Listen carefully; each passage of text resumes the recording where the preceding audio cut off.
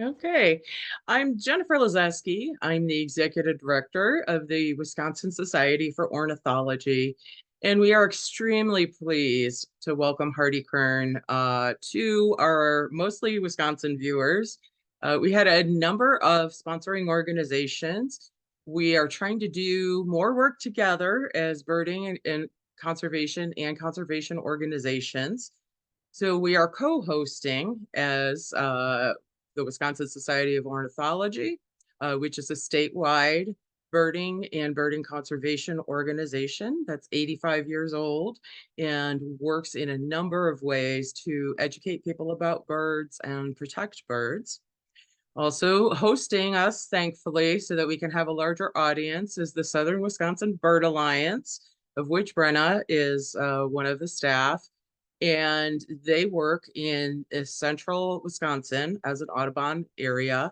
And they also have land preserves and educational programs, including youth education, and a number of great activities for people to work to visit with and enjoy. Wisconsin's Green Fire has been a co-sponsor also, and they work more broadly in conservation as a science-based conservation organization on a wide array of issues. So currently they're working on a coalition for wake boats and also some other issues. So if you're interested to see what they have and the recent papers that they've been working on, you should visit their website. Also, the International Crane Foundation, which works with cranes worldwide in research and education, and has been also engaged in Wisconsin after they built their visitor center. So that's open seasonally for people to visit and see cranes of the world. The Aldo Leopold Audubon Society is in some of the central Wisconsin counties out in the San Barons area, and they have been very active within their area and also on conservation issues that affect their area. So we're glad that they could join us also. Hardy Kern is with the American Bird Conservancy, and we approached him because there have been more programs about neonics. There was a neonic forum if you're interested in learning more on the general topics, but that didn't, and a lot of presentations haven't really addressed the neonic or neonicotinoid concerns that happen with birds, both with the water, their food sources, all the various ways that it may impact them. So we approached Hardy and asked him to do a program that would address birds, that would be addressed to some of the things that we might see in Wisconsin. So welcome to him, and we greatly appreciate him taking the time to educate us on these very important issues. I'm so glad to be here. Thank you so much for the warm welcome. I am going to go ahead and share my screen. And Jennifer, are you seeing the Western Meadowlark? Yes, I am. Okay, cool. Fantastic. Well, hey everyone, thank you so much for taking time out of your evening to hang out with me and all of these fantastic groups tonight. I want to first say how awesome it is that there are this many groups all working together and that there's this many people who are interested in learning more about a topic, are interested in maybe becoming active on a couple of things. This is truly my favorite part of my job is getting to do events like this, talk about weird issues with really cool bird people, and especially it's a lot of fun. What I really like about the environmental community at large is that you have so many different groups that might have different missions, that might have different focuses, that all are willing to come together because they can see how interconnected a lot of these issues are.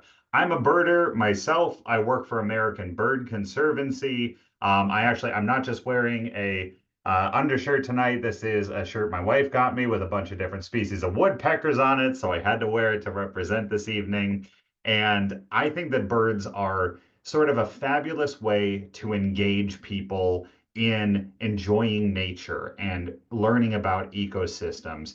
because they're extraordinarily accessible. There are birds in all of our backyards. There are birds that you can find right down the street. So they're a really good kind of gateway form of wildlife.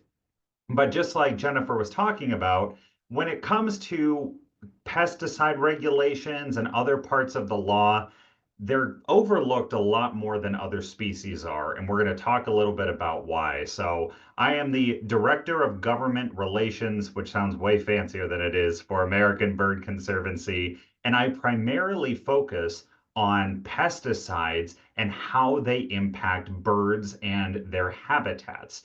Most of my work centers around neonicotinoid or neonics. And I have to say, I did not come up with this title. I think this was Brenna, or it may have been Jennifer. I can't remember. But I love this. A toxic relationship is fabulous.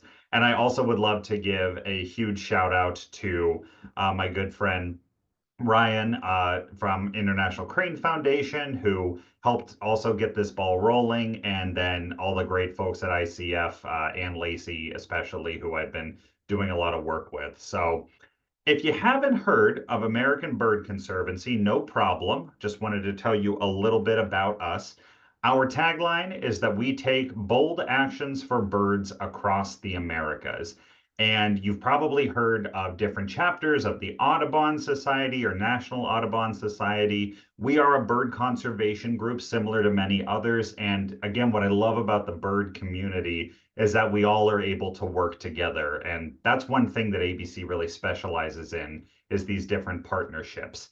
And then this funky looking pyramid is our kind of our hierarchy, or the way that we approach doing bird conservation. So up at the tippy top, we have preventing bird extinctions. That's where we go into areas that have a very highly endangered species like Hawaii and different parts of the coast, certain inland ranges as well, and we focus on birds and their habitat there. Reversing bird population declines, so we try to restore habitat, work with different landowners, conservation groups, federal agencies to bring it back any species that are found to be in decline. Reduce threats to all birds is that yellow bar. That's bold, that's lofty, but anything that can threaten bird life, we like to have folks working on those. And then down at the bottom is the most important one, which is why it's the foundation, which is building the bird conservation movement, talking to people about birds, educating people on different things that threaten birds. And with me being in a government relations or kind of a specialized policy role, I fit right there and have a reducing threats to all birds category. So we have fabulous field biologists. We have amazing ornithologists on staff. We have people that are out tagging birds, banding birds, you name it.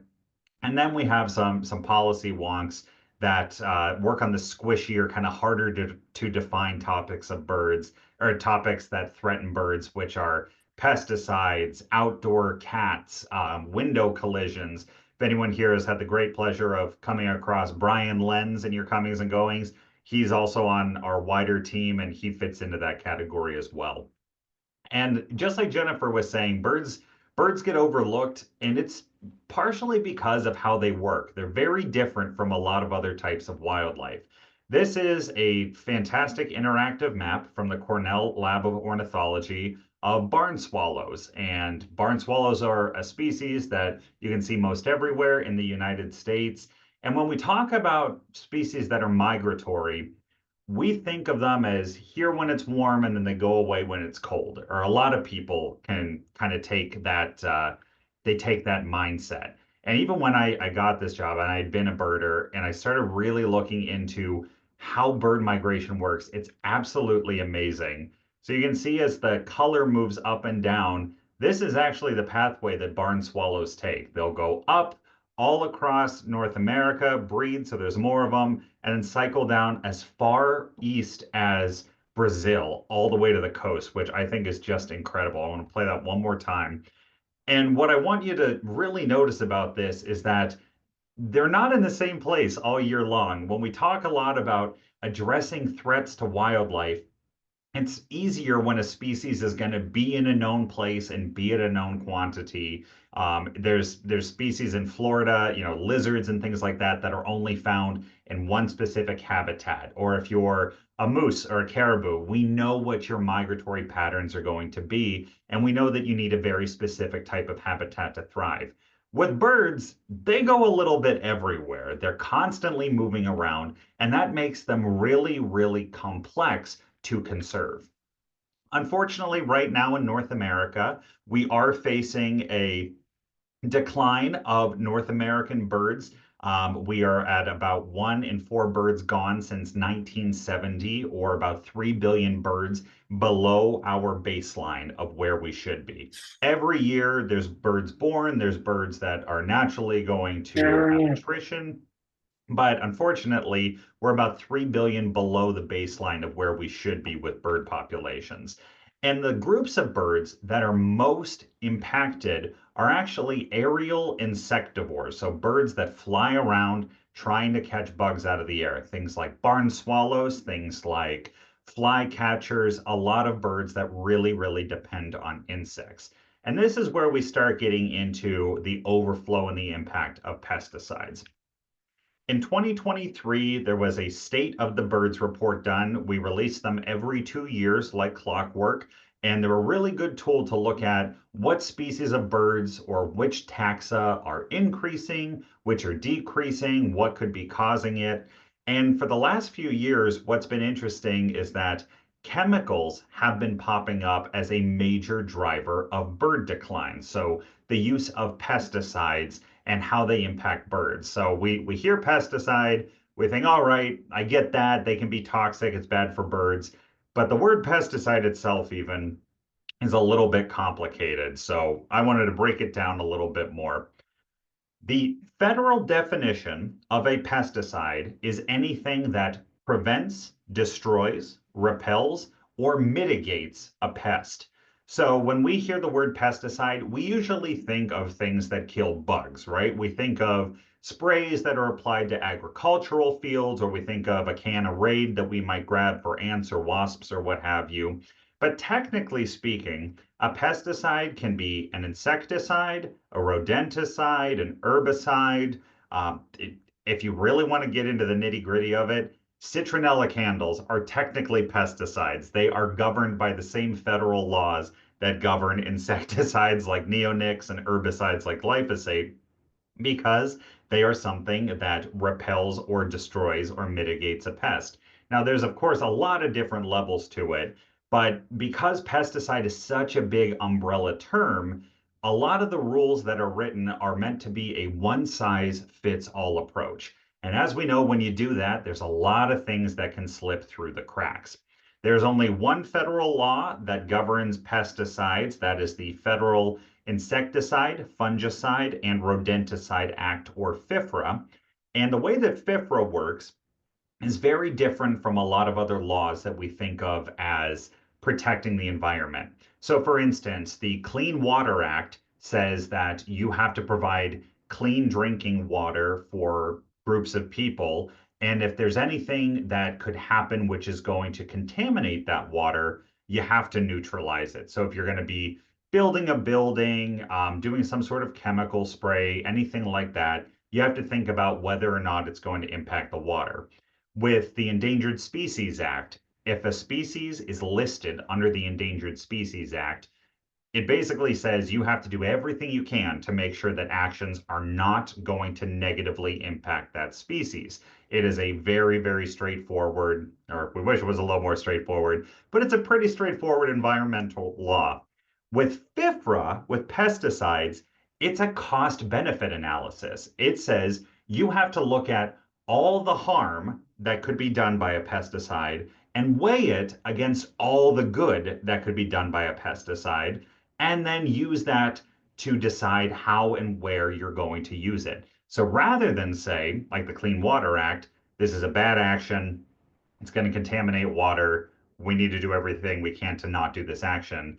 FIFRA, the pesticide law, says, okay, well, it's gonna hurt birds and it's gonna contaminate water, but it's really good at getting rid of this specific type of beetle. So which one is more important? And when you start getting into a cost-benefit analysis, it makes it a lot easier to justify renewing chemicals that have really bad environmental impacts. I don't know if anyone's heard of DDT, but there you go, something along those lines. And even though that graphic earlier said about 2.7 million birds per year are killed by pesticides, that is a very, very lowball estimate. The best direct estimates that we have are somewhere between 67 and 72 million birds per year are killed from direct pesticide exposure. That means they ate a pesticide, they ate a seed coated in a pesticide, or they were sprayed by one on accident, or it's a bird of prey that ate a rodenticide contaminated rat. Direct pesticide exposure. What isn't accounted for, and what's a lot harder, is the other ways that chemical pesticides can impact birds. So I'm going to stop being so depressing for a second, and then I'll get depressing again in a moment, but a little fun quiz for you. Anyone know what percent of terrestrial birds, what percent of birds that you'd find flying over the land eat bugs? And you can type it in or just think it to yourself. This is one of my favorite things. It's bananas. 96%. 96% of all terrestrial birds eat insects at some point in their life. Even the hummingbirds that come to your feeders in the backyard, when they're raising their babies, they eat a lot of spiders and small flies.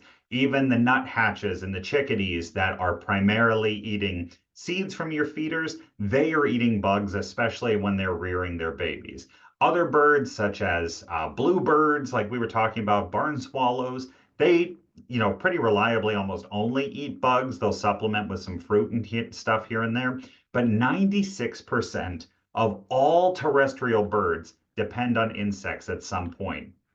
And if you remember the 3 billion bird study that was done earlier, where they found that 3 billion were, kind of 3 billion birds short, there were two scientists who wanted to take that one step further.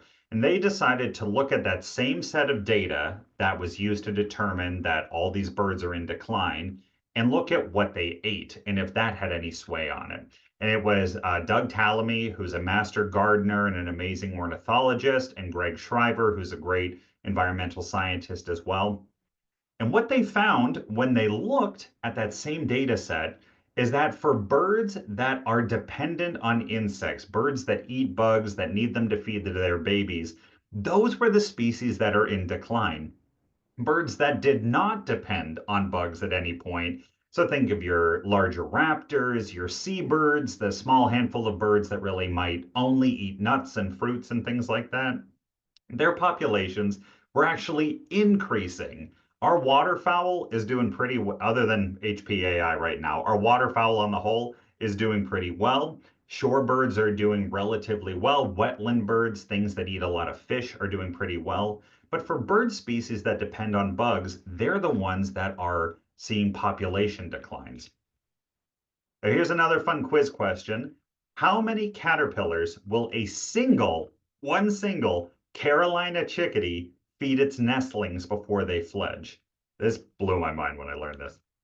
6 to 9,000. 6 to 9,000 caterpillars for one teeny tiny chickadee to raise one small group of nestlings. That is a lot of caterpillars that's needed for a little bird, and that's just one chickadee, and they're pretty small. So think of that times larger birds, times however many chickadees there might be out there. And when they've actually done experimental studies to look at what happens to chickadees when they don't get enough caterpillars, they find that fewer caterpillars means bad stuff for birds. There are smaller clutches, so there's fewer eggs that are laid. More nestlings die from starvation, unfortunately. Fewer of the nestlings make it to fledge out of the nest, and the ones that do tend not to be as fat as the ones that are, have enough caterpillars to go around, basically. So when there's not enough bugs to go around, it has very, very real impacts. And not only is that bad for that particular clutch of eggs, but that means that generationally, we can see fewer and fewer birds because fewer of them are surviving every year to then migrate and come back and make babies and do everything that they're supposed to.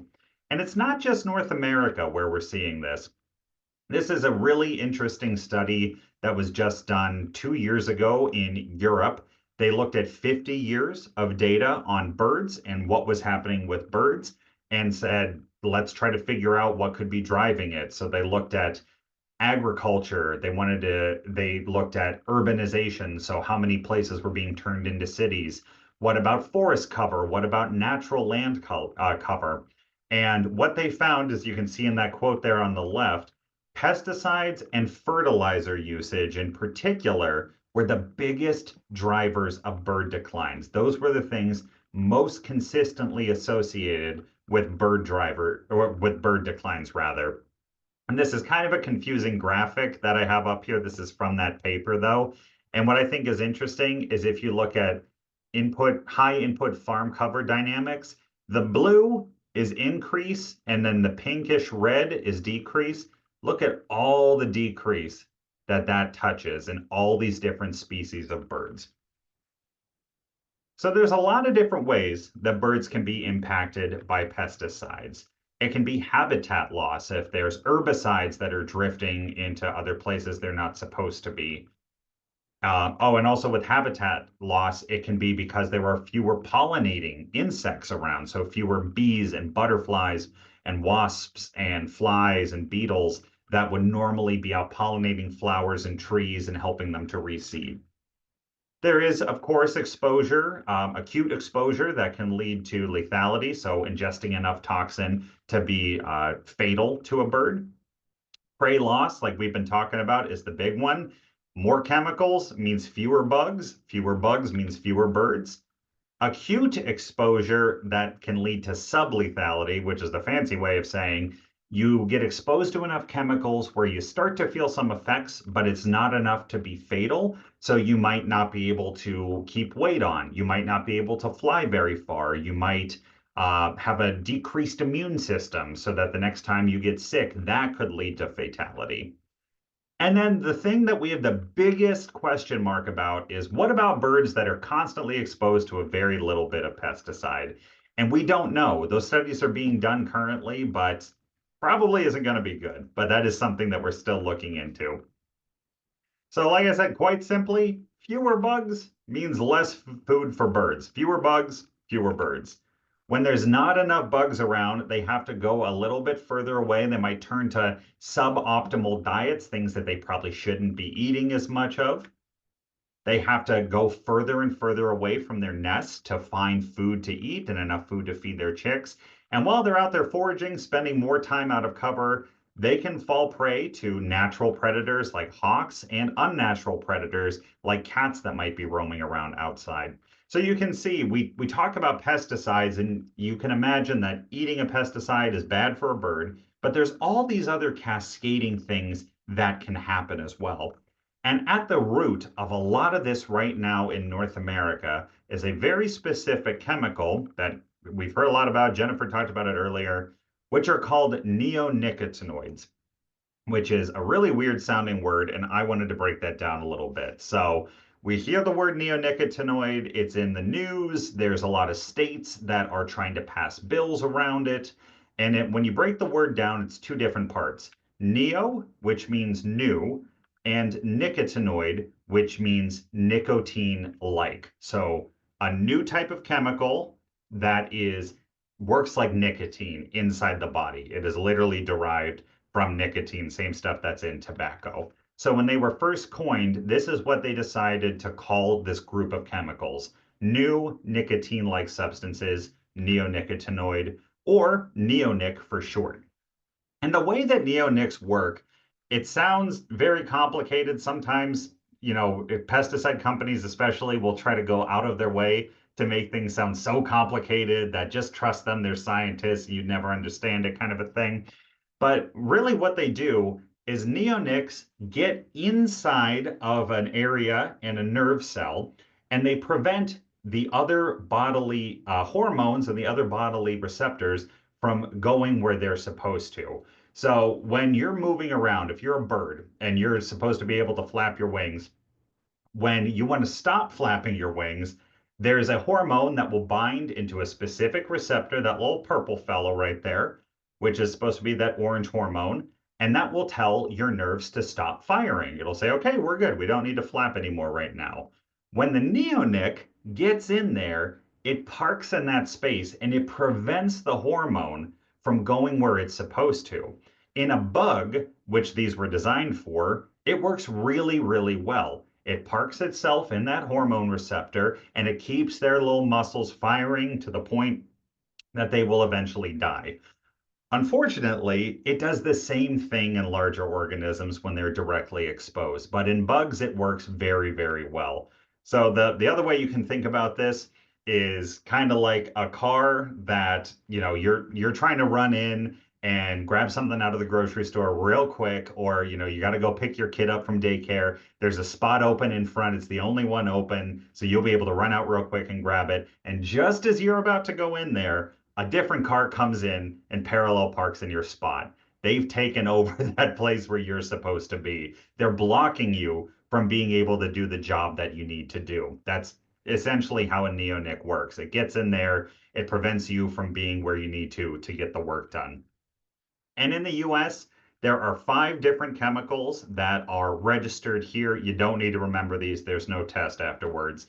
Imidacloprid, thiamethoxam, clothianidin, acetamiprid, and dinotefuran. If you're wondering, the answer is yes, I have gotten very good at Scrabble since I took this job with all of these very long titles that we have. But there's really only 3 that you need to worry about. These 3, imidacloprid, thiamethoxam, and clothianidin. They are the most used chemicals in the entire world. These 3 are the most used chemicals in the United States, and they are some of the most toxic insecticides that have ever been made in the history of chemistry. And we use them a lot. They are in traditional insecticides and bug sprays. They're actually in flea and tick collars that you might put on your pet, on your cat or your dog.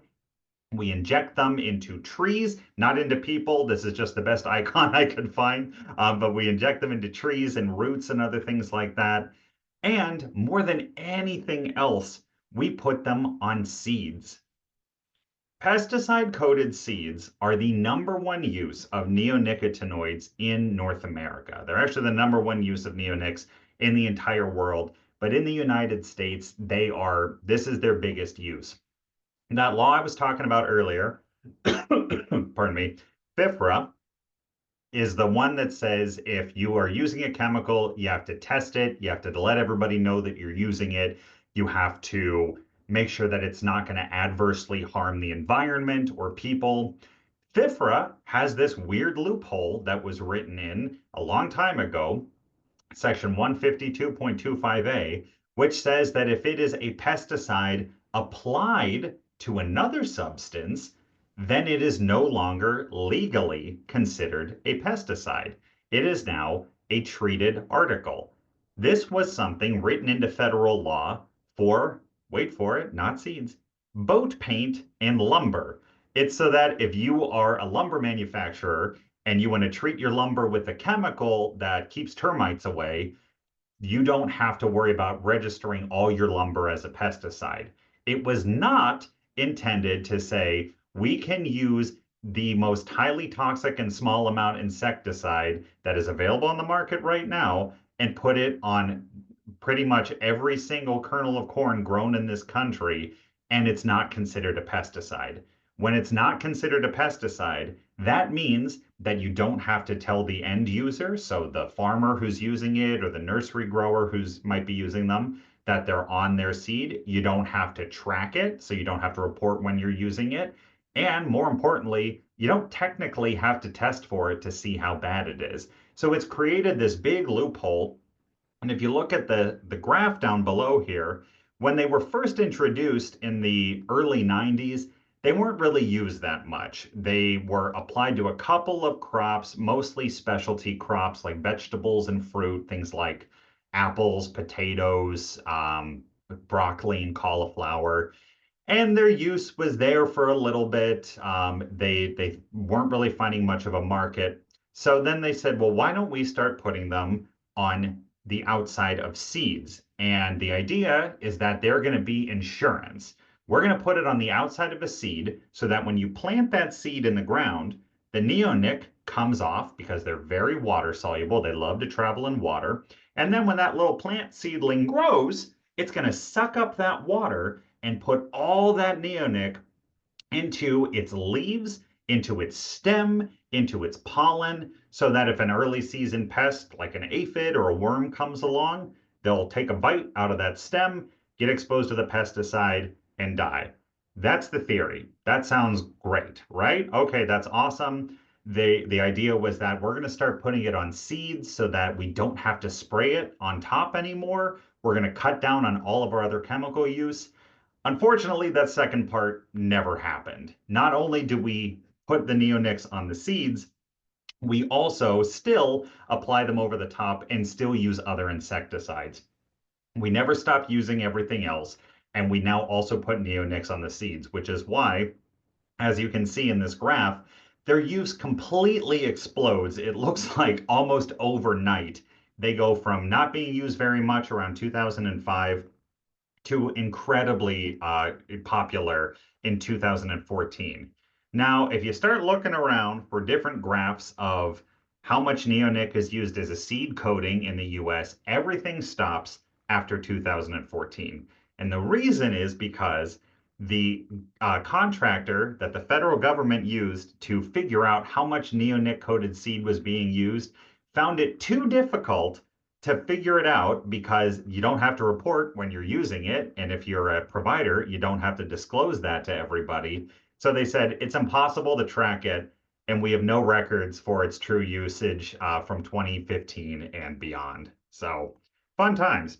And especially when neonics are used as a seed coating, unfortunately, only about 5% of that neonic actually stays on the seed. The rest of it goes everywhere it's not supposed to be. About 1 to 2% gets lost as dust, so it gets floated away in the wind where it can settle in nearby fields is typically what happens, and it can kill bees and butterflies that way. Most of it, though, does what it's supposed to. It washes off the seed down into soil and water, where it can hang out for up to 7 years. It's really good at sticking around and remaining pretty deadly. Most of it makes its way into streams and groundwater, or it'll hang out in the soil where other plants will become exposed to it. So the whole idea behind using pesticides, I am not anti-pesticide, despite this entire presentation. They definitely have their purpose when they're used well, when they're tested well.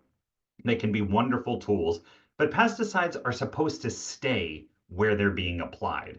You're using a pesticide to grow wheat or to grow corn because you need it to protect the wheat and the corn. It's not supposed to get into the water. It's not supposed to get into the soil and hang out there. It's not supposed to be lost as dust. When they started putting neonics on seeds, they created the best vehicle for pesticide delivery outside of a farm field that's ever been done. And this is kind of what we're seeing.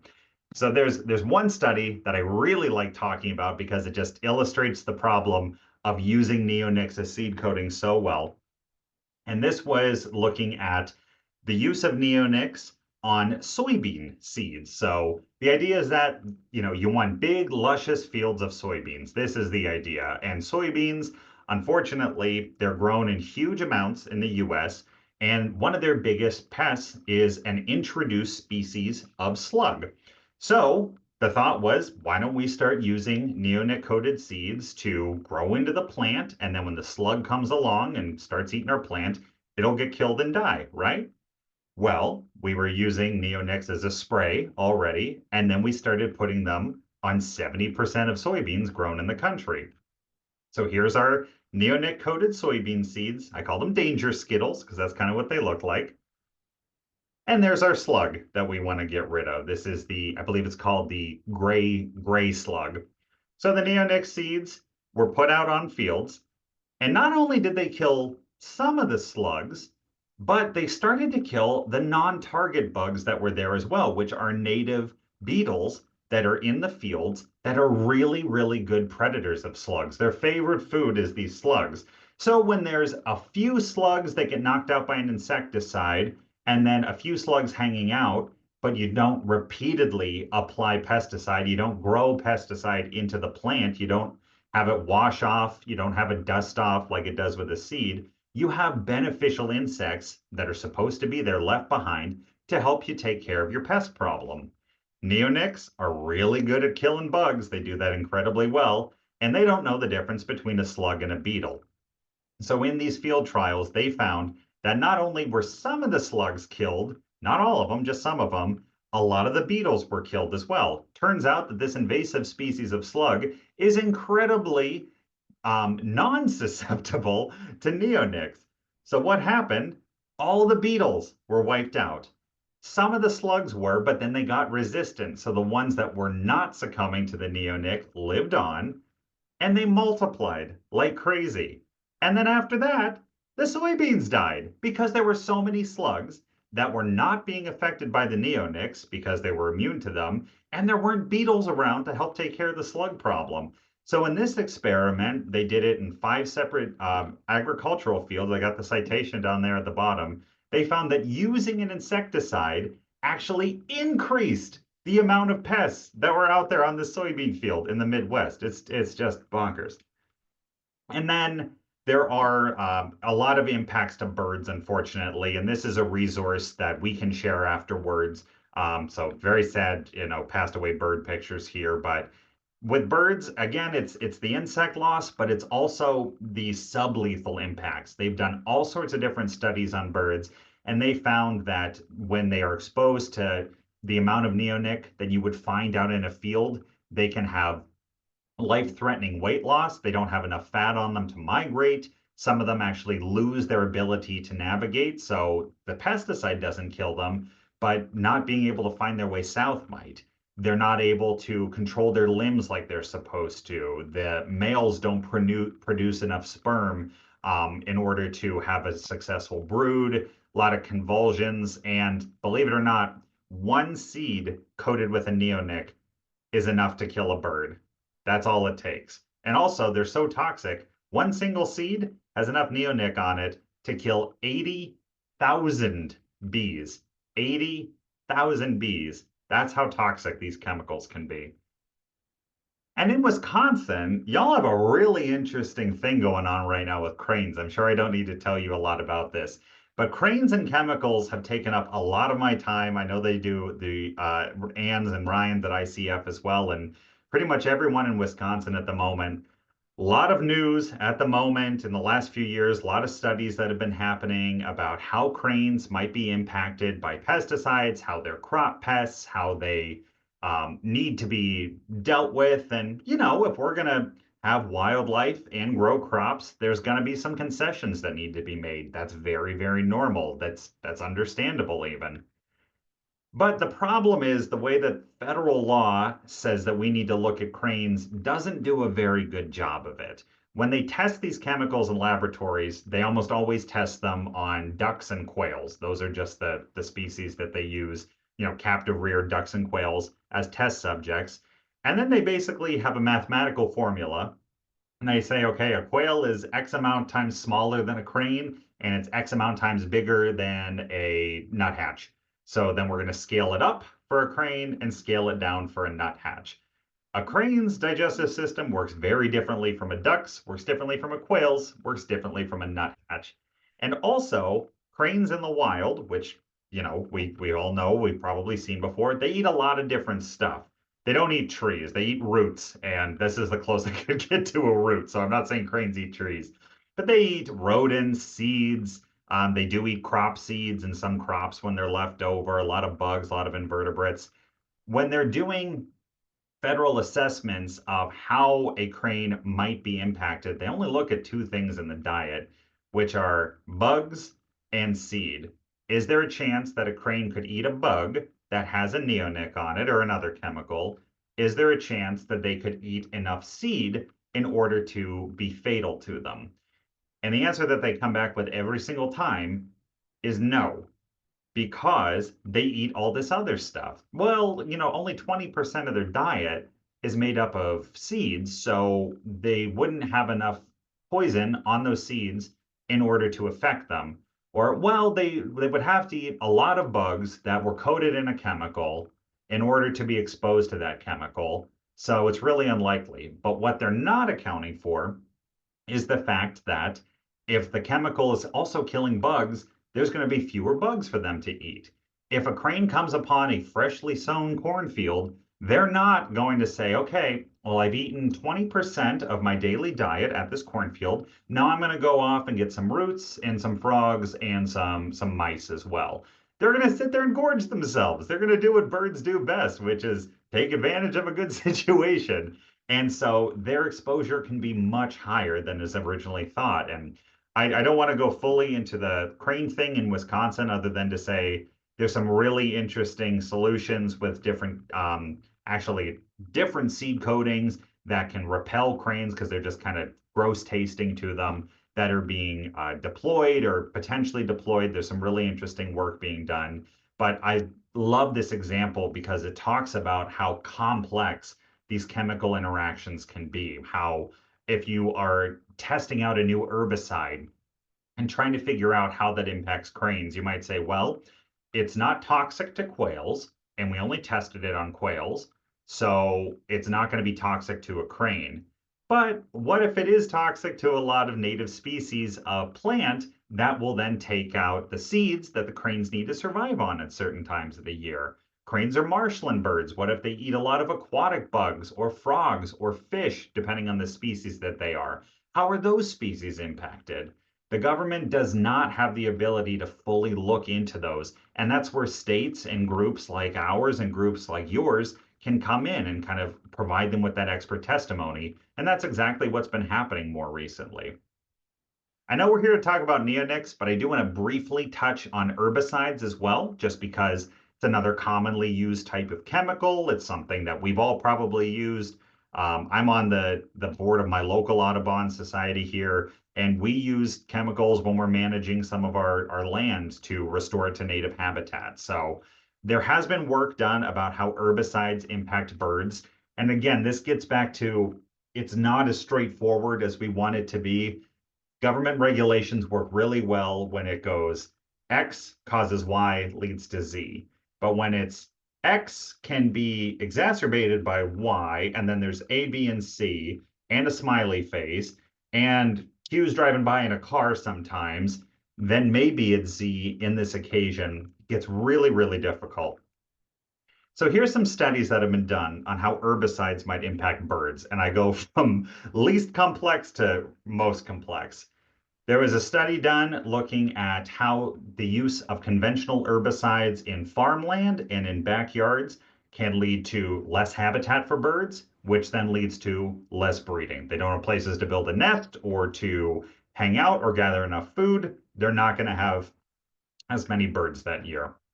When there are fewer non-crop plants, so if you're using a lot of herbicide on a field to take out weeds or invasive species or plants that you don't want growing in your soybean field or your cornfield, there are fewer insects. There's a lower biodiversity overall, and that leads to fewer birds. There was actually a study that was really interesting that looked at what happens if you're taking out a lot of weeds. What if you're, pre-treating your cornfield, your soybean field, your lawn, your golf course, your public park for weeds? A lot of migrating birds actually rely on those early blooming in the season weeds for the seeds that they produce. When there's not a lot of bugs, it's still a little bit cold, there's a lot of birds coming up at once. The seeds from those weeds are some of their most important food sources. And then this one, bear with me because this one gets a little tough, but they looked at the use of herbicides on how that impacts native plants. And what they found was that more herbicide means fewer native plants, which meant fewer native insects that rely on the native plants, which meant that birds have to turn to food sources that are not as good as bugs. So, seeds, leaves, fruits, things like that, things that don't have as much protein. And when the birds didn't have as good a food, they had fewer babies. So you can see it's this really weird cascading thing. It's not this straightforward impact all the time. So, what can you do about this? I've just given you all kinds of depressing information, and you're probably thinking, oh my gosh, this is so hopeless. We're just how are we going to rectify this? Don't worry. One, you're here tonight. That's huge. You're learning stuff. I'd love to take questions. We can keep talking about stuff. I'll send you my email out as well. That's a huge step. But there's a lot of other things that you can do. And if you're like me, you like being outside, you like gardening, you might know somebody who likes gardening. You might also have occasionally a problem with a pest, and you don't want to just sit there and say, I love for my house to be overrun with flies. I think it's great. You might need to use a pesticide sometimes. Totally fine. So when you're looking at any type of chemical, I always recommend, and I'll be honest, I didn't do this until I got this job really. You read the label. Every single pesticide that is distributed for use across the United States has to have a label on it that tells you what's in it, how it works, and how you can use it safely. So the National Pesticide Information Center, this is not a guide I made, this is a really great one they made, has a really good resource on how to read a label, what the different words might mean on it, what certain logos you should look out for. For instance, if you need to apply an insecticide to your yard, most of them have timing restrictions on them that say, don't apply during early morning because that's when bees are more active, or don't apply before or directly after a rainstorm or watering because that could carry them out of your yard. So there's a lot of safer ways to use the chemicals that we already need. Additionally, there's some things that we can think about a little bit differently. These scenarios don't necessarily apply to big scale agriculture always. This is more stuff that we can do in our own homes. I know a lot of us want to immediately reach for the spray on herbicide, especially for the stuff that grows in the cracks in the sidewalk. I have an asphalt driveway that is just cracking from here to Tuesday. It looks like the top of a pan of brownies at this point. So we get lots of little dandelions and other weeds growing up that we don't want there. It's very easy to reach for the chemicals because we know they work, but there are other ways to do it. If you need a little bit of exercise, you can pull it by hand. My favorite thing to do for those, especially the in the crack weeds, is to just put a kettle of water on and take boiling or super hot water out, pour it on the weed, wait a couple of hours, and it's dead. The hot water will kill it, and you can pluck it out really easily. So if you're, a kid, get adult supervision. And if you're a clumsy adult, get adult supervision, but it's a really good alternative. There's also really good recipes online for homemade herbicides using things like vinegar and dish soap that you don't have to worry about all these cascading negative problems. For mosquito control, this is another one we run into a lot, especially in areas that get a lot of rain. There are certain companies that will go out. I'm not specifically meaning to pick on Mosquito Joe here. That's just what popped up in the image search. And they'll come to you very early in the season and say, hey, it's about to be mosquito season. It's really important that right now we come out and we treat. We're going to spray your yard with chemicals, and then we're going to come back every 2 months and keep treating it. Before you apply a chemical, you want to make sure that the pest you're treating for is actually there. You want to make sure that or you think it's going to be there with some good information. So with mosquitoes, are you having a mosquito problem? Do you usually have a mosquito problem, or is it just a habit that you've been in because your neighbor recommended it, or in my case, your parents told you had to do it all the time? With mosquitoes, there are things you can do on your own. One, get rid of places for them to breed. So dump out any tires filled with water. There's also really great things called mosquito dunks that are non-toxic to other wildlife. They're very easily contained. They're really good ways to draw mosquitoes in and kill them. But if you are having a bad mosquito problem, or there's like a disease risk in your area, something like that, read the label and ask your mosquito controller, do I really need this application every couple of months? Or can you come out and ask them to scout, is the term. Can you scout it first? Can you tell me how big my pressure is from mosquitoes? So if they tell you you need to get on a schedule, that's a red flag with any commercial pesticide applicator. With insecticides, again, I'm not advocating for someone to live with cockroaches or be surrounded by ants. Right now in my house, my wife and I are battling fungus gnats that are living in some of our house plants, and we are trying a lot of different things to deal with them. It's easy to immediately reach for some of the well-packaged, beautiful looking chemicals. But there's a lot of other stuff you can do too. On the outside, if you have a vegetable garden or a native plant garden, you can release ladybugs to deal with aphids. You can actually order them online. It's amazing.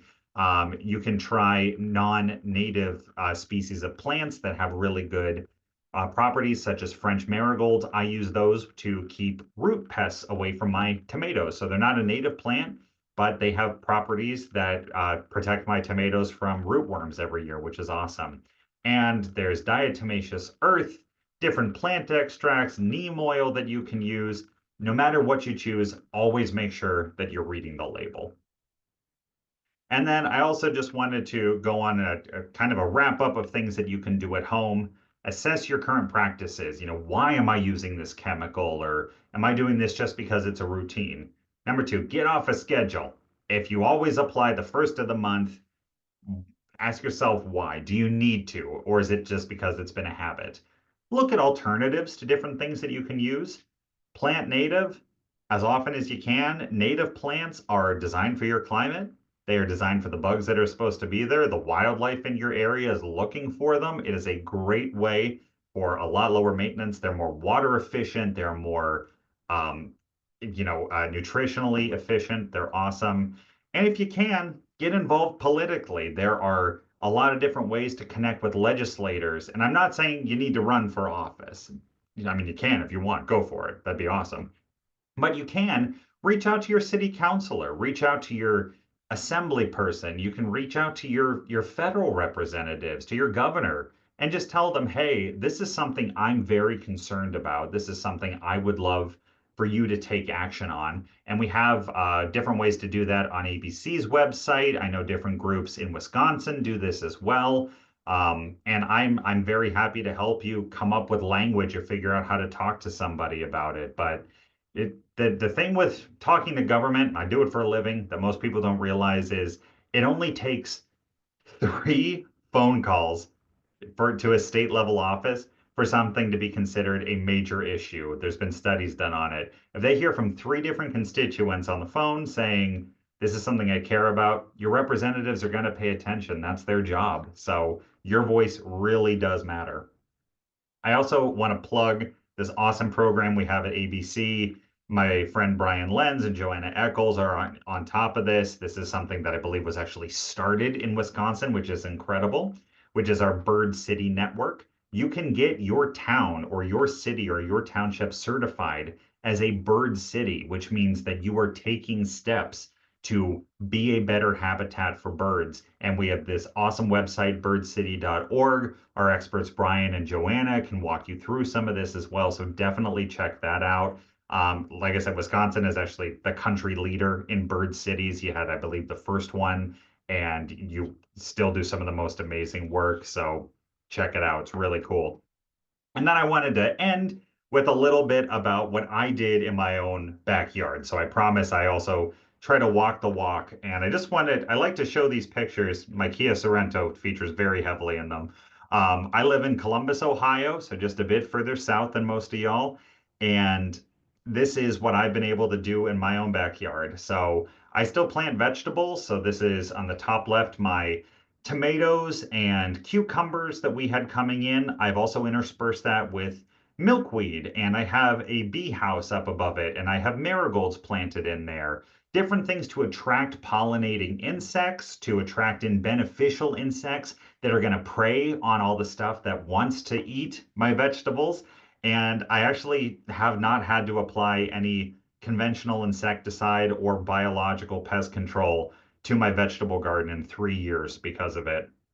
In the front of my house, you can see there on the bottom left, we've been taking all of our plants that came with the house and slowly replacing them with native species. You can find a really good native nursery. And what I really love about native species, you can see this on the right here, is there's always something blooming. The plants that are supposed to be in your neck of the woods are already designed to not compete with each other. So they bloom at different times of the year when it's going to be most advantageous for them. So you get color, pardon me, all year round. And then this is my little mini prairie project that I've been doing in one half of my front yard. That's my neighbor's house in the back. They don't know that their house is in this. presentation. So if you meet my neighbors, keep it to yourself. And this is an area that I started off with just letting the grass grow up and just seeing what would happen, what plants we get there. And unsurprisingly, it was a conventionally managed lawn. It's just non-native species of grass. But I did start to notice that the longer the grass got, the more I saw different insects. So then I started to take and plant different native species in there as well as seeding it. And the biggest difference you'll see from the photo on the left to the one on the right is this sign that says Meadow Habitat Restoration. I got that on Amazon. That's not anything fancy. And the reason I got that is all because of my amazing partner, Amanda. My home office that I'm in right now looks right out the front of my house. I can see my driveway. I can see my little prairie patch here that I call it our little meadow. And when it's nice, I have the window open so I can hear people walking by. And it started when I was doing this with them saying, "Oh my gosh, they don't care about their yard. Look at how terrible this is. They're letting their grass grow. This looks so unruly. How dare they?" And I was telling my wife this, and she's like, "Well, Hardy, people aren't going to understand what you're doing. This is a little bit different. Get a sign, put a sign up there." And I was like, "I don't want to put a sign up there." And I initially found a really snarky one, and then she suggested I go a little bit nicer, which I did. Very glad I did. Got this easy one with the monarch on it. Meadow habitat restoration, please do not mow. I swear to goodness, overnight, the next day after I put the sign up, people walking by, "Oh my gosh, that is so great. Look at what they're doing. Oh my gosh, they really care about the environment. Look at this. Oh, it's a meadow. Same grass, same overgrown grass, day one to day two." It just takes a little bit of education, a little bit of outreach, and people suddenly get it a lot more easily. So this is a little bit later in the year. These are some species that I grew from seed, all native or native cultivars, and also ones that I gotten head started and put in there, tried managing the grass at different heights. And what was really cool is, again, the different pops of color throughout the entire season, but also the immense biodiversity I got in my 0.17 acres in a suburban neighborhood. All of these native bees, katydids, we had mother deer leaving their babies in this meadow during the day. This is right in my front yard in front of a busy street. We had monarchs coming. We had all of these bugs I had never seen before in this little tiny area. And I tell you this not to say, look at how cool I am and look at what I can do. This is just to say every action and every acre counts. Everything you can do to try to use fewer chemicals, make more habitat is going to help birds. It is going to have a positive impact. I talk to federal representatives and state representatives for a living. That's great. They want to hear from you. One email, one phone call, one action alert can make a huge amount of difference. And that's why we are so excited to be able to talk to y'all tonight. And that's enough yakking for me at the moment. I'd love to take some questions if we have time for it, but if you need to log off, I hope you have a wonderful evening, and I thank you so much. But if you want to stick around, I think we're going to do some questions. Great. Thank you so much, Hardy. That was really, really interesting. And folks have been asking questions during your presentation, so I'm going to try and group them together and ask them based on theme a little bit. Okay, Great. so starting with sort of the logistics of how neonics work, how long does it take for them to work their way out of a plant, and probably like a long-lived plant, like a shrub or a tree? Great question. So if it is applied as a seed coating, it will be technically active for 2 to 3 weeks. You can find residue of it for up to 3 years. So there are trees where they have used neonics as a trunk injection to fight a particular insect pest that's in there. And 3 years after the neonic was administered, they were still finding it. So it was in very, very small trace amounts, but it was still present. So of course it depends on how much is applied, how it's applied, how big the plant is, but it's no longer considered to be lethal if it's a small plant after 2 to 3 weeks, but it is still detectable. In a larger plant, it's usually after about a month just because it moves through it slower. It's no longer considered to be lethal to anything there, but it is still detectable. So great question. The bigger issue though is how frequently they're used in our modern system. So if it was just used as a, tree trunk injection or just sprayed occasionally on a field, that's one thing. It's when we're using them as sprays and on seeds and in our home gardens and to make our nursery plants, we're just overloading with this same chemical. So we're not giving nature any time to recover. We're not giving nature any time to try to, kind of build up a tolerance to it or experience the impact without being so overloaded that it starts to become resistant to it, if that makes sense. Sure. Yep. What are the average quantities of neonics active on like a treated corn or soybean seed? Sure. So it gets real fun and technical. It is usually applied in milligrams per pound. So milligrams or ounces per pound. Very, very small. Goodness, what's the best way to say this? So a corn seed has about 1/8 of a milliliter on it. So not very much at all. Very, very small amount. And that is considered lethal to a songbird, lethal enough for 80,000 bees, and enough that when it gets sucked up into the plant, it can make the plant toxic for 2 to 3 weeks afterwards. So the big issue with neonics is not that they're poisonous. They're supposed to be. They're pesticides. That's their whole job. It's that in very, very small amounts, they can be very, very toxic. Okay, thank you. I think you had alluded to pretty much all of the corn in the Yeah. country is coated with a neonicotinoid. Is that actually a fact? Like, is it almost 100% or is it 100%? It is almost 100%. If you are buying organic corn, it will not have a neonic on it.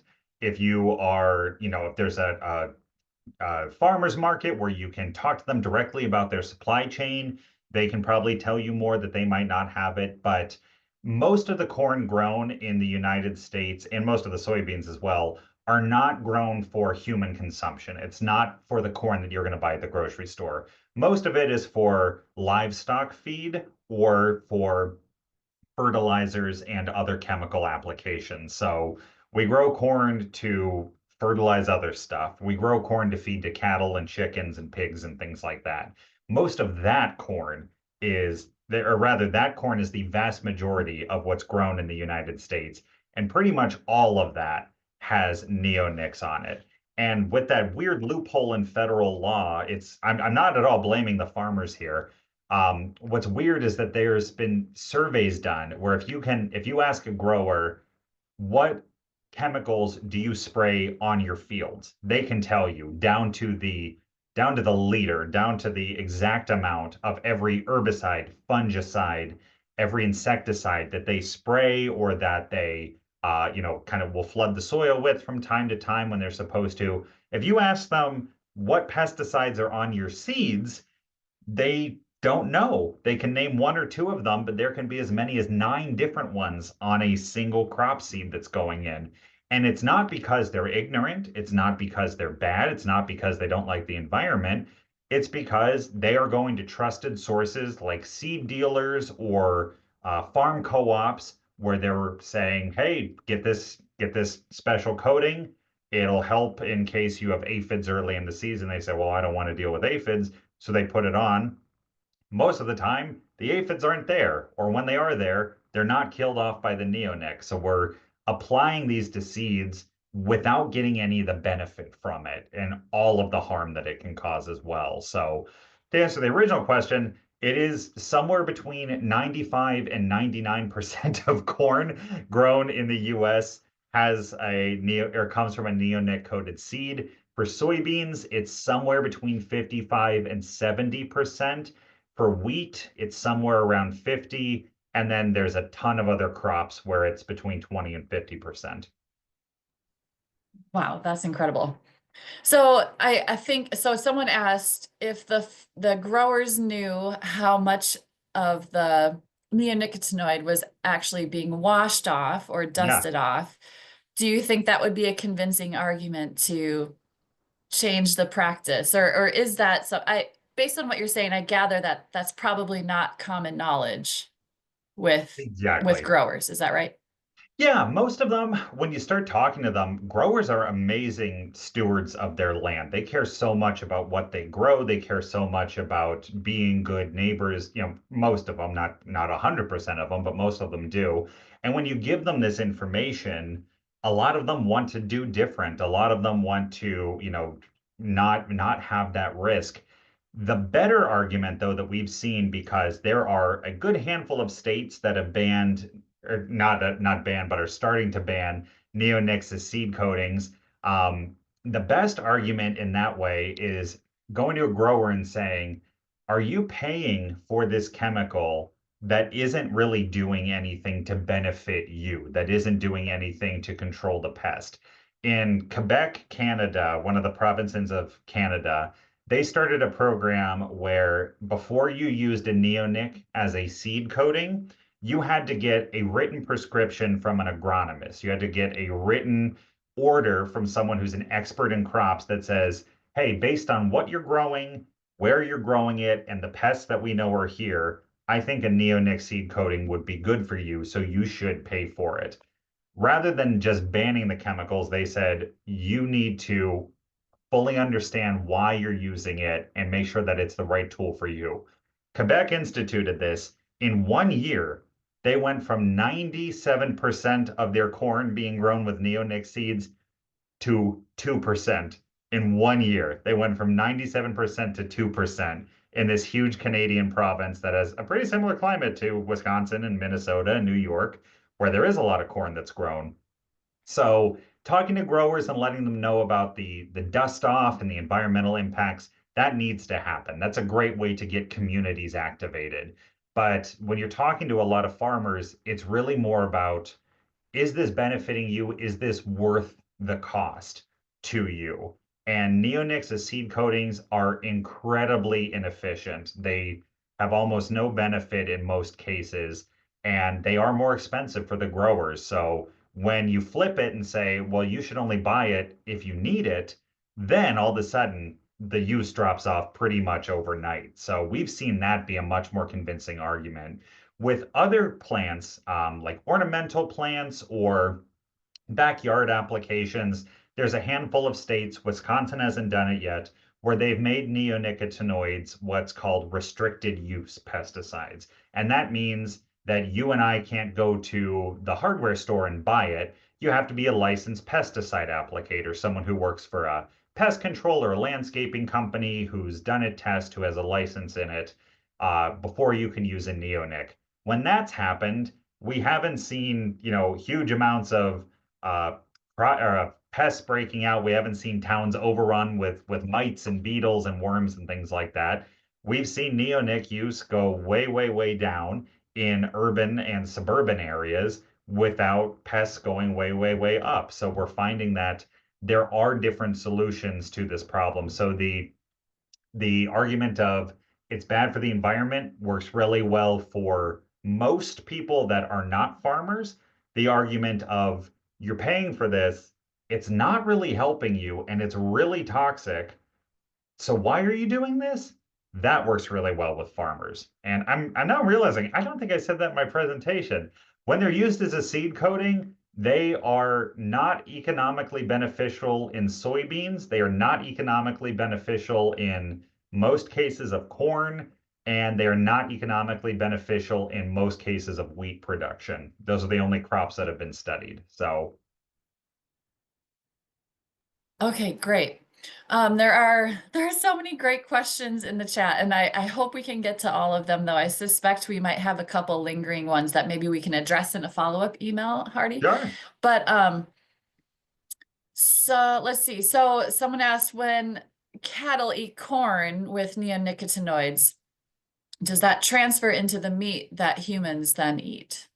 That is an excellent question. So if a neonic is put on a seed, it cannot be used as animal feed or as human food. I saw someone else ask about like bird food if you buy it at the hardware store or what have you. If you're buying a bag of seed to put in your feeders, you don't have to worry. That does not have a neonic on it. They, like I said, I call them danger skittles because they are very, very brightly colored. They have to be very conspicuous, and they're not allowed to be sold as human food or as livestock food. When a plant is grown from a seed that had a neonic on it, the answer is yes, we do find residue of it in the resulting seed from the plant that was grown with the neonic seed, but it's usually in such trace amounts that it's not considered to be toxic at all. So, no, the cattle are not getting exposed to neonics that way. And they're not, so as far as we know right now, it's not getting into meat. I'm not saying don't, ever eat hamburger again.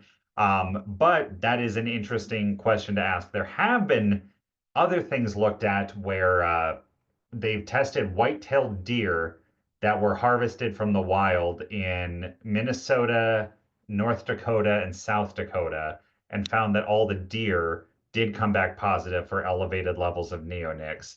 And that's less likely from plants and more likely coming from the water that they're drinking. So good question, Wow. but no, Yes. hamburgers safe from neonics. As you know, you're good there. Your bird seed that you're putting in your feeders, that's okay too. You're good. Okay, great. That's good news. Um, so let's shift kind of into more legislation Yeah. related questions. Um, is there any legislation in the works or being proposed to better track neonic treated seeds? There is at different state levels, yes. So California actually just passed a law last year that said you have to disclose every substance that's put on a seed when you sell a bag of it to anybody. So they're the first ones that have done that.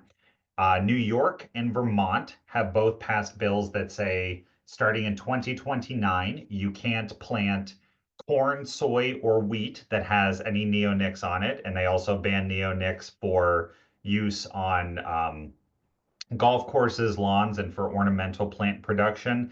At the federal level, not yet. We're working on that. That there's actually a bill that we're hoping might be introduced this year that talks about that. It makes it easier to track, but it's we get such immense pushback from the pesticide manufacturers because this is a huge boon for them. When it's put on most of the corn, most of the soybeans grown in the country, that's a lot of chemical that they're selling. That is a big payday for them. So it's not in the interest of really big industries to have this information tracked or disclosed. And it makes it more difficult to get those laws passed. There's really wonderful people in federal agencies fighting to do that.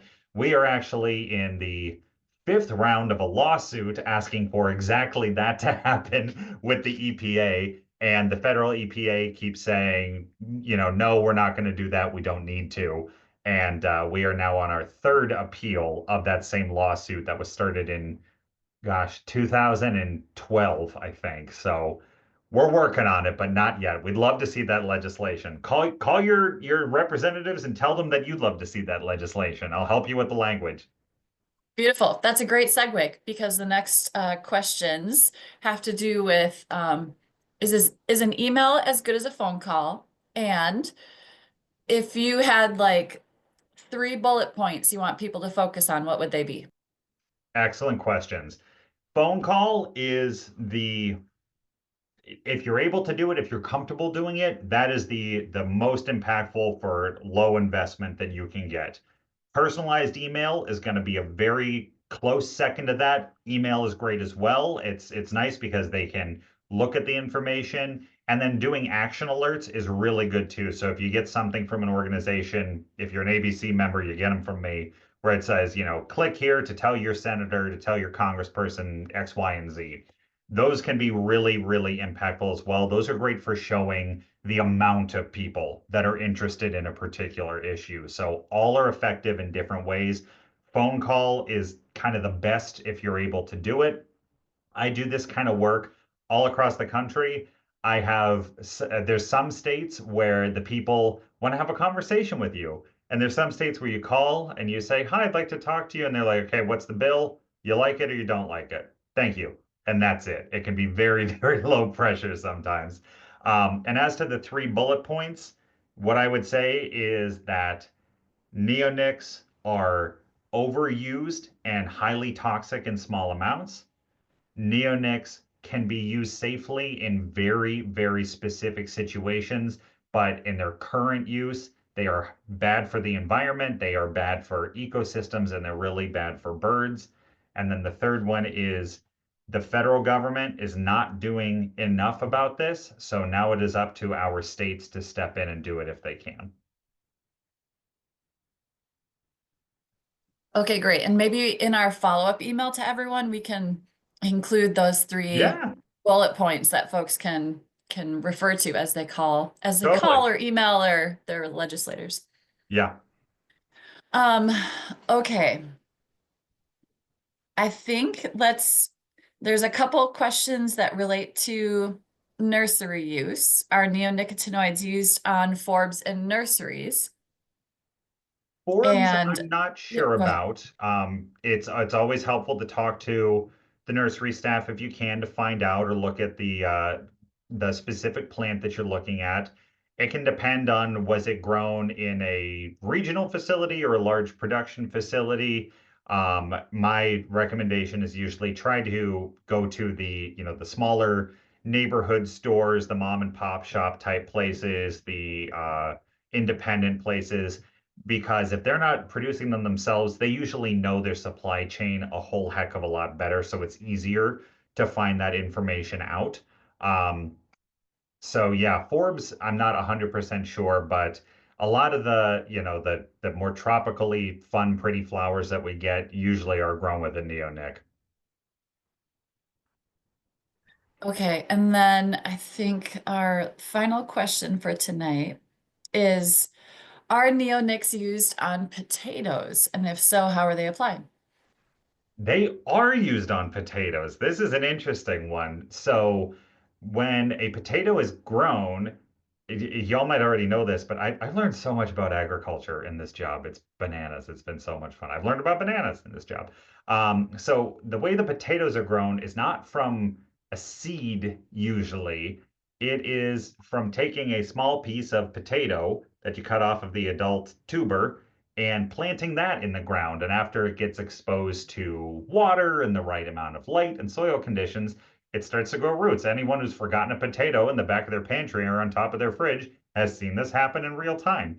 So they will take that potato piece, the little tiny one, and coat it in a neonic, just like they would if it was a seed, and then that gets planted into the ground. So, yeah, potatoes and sugar beets, weirdly, are two of the other big crops besides the big row cereal crops that are really heavily or have a lot of neonics really heavily used in them. So, Um, yeah.